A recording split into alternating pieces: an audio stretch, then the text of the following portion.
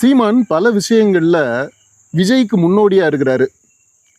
விஜய்க்கு முன்னாடி அரசியல் கட்சி தொடங்கிட்டாரு. அப்புறம் விஜய் கட்சி ஆரம்பிக்கும் போது அவரை கன்சல்ட் பண்ணாரு அப்படின்னு எல்லாம் சொல்றாங்க. சீமானை அவர் ஃபாலோ பண்ணியிருக்கிறாரு. பண்ணாரா பண்ணலையோ, ஆனால் அவர்கிட்ட கன்சல்ட் பண்ணியிருக்கிறாரு. அப்புறம் இந்த விவசாயிகள் பற்றி பிரச்சனையெல்லாம் வந்துச்சு இல்லையா? அப்போ அந்த டயத்துல எல்லாம் பார்த்தீங்கன்னா அன்புமணி ஒரு அறிக்கை முதல்ல வெளியிடுறாரு, ராமதாஸ் வெளியிடுறாரு. அதுக்கப்புறம் தொடர்ந்து அதே நாட்களில் சீமானும் ஒரு காட்டமாக ஒரு அறிக்கை வெளியிடுறாரு.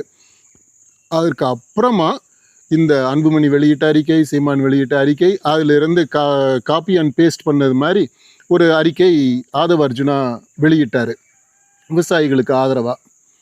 அப்புறம் அதே மாதிரி பல விஷயங்களில் நீங்கள் பாருங்கள், சீமான் ஃபஸ்ட்டு வந்துடுறாரு. ஐயோ, சீமான் பண்ணிட்டாப்லையா, நம்மளும் பண்ணணுமே அப்படின்னு சொல்லிட்டு அப்போ தான் இந்த ஆதவ அர்ஜுனா அண்ட் கம்பெனி, அந்த தாவேகாவில் இருக்கக்கூடிய அந்த வியூக வகுப்பாளர்கள் இருக்காங்க இல்லையா, அவங்களுக்கு கொஞ்சம் உரைக்கும் போல தெரியுது.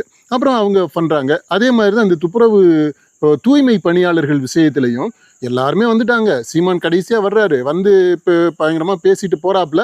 அதற்கு அப்புறம் தான் தாவேகா இந்த தூய்மை பணியாளர்கள் பற்றிய பிரச்சனையில தலையிடுறாங்க. அதனால பார்த்தா சீமான் தாவேகாவிற்கு ஒரு நல்ல வழிகாட்டியா இருக்கிறாரு.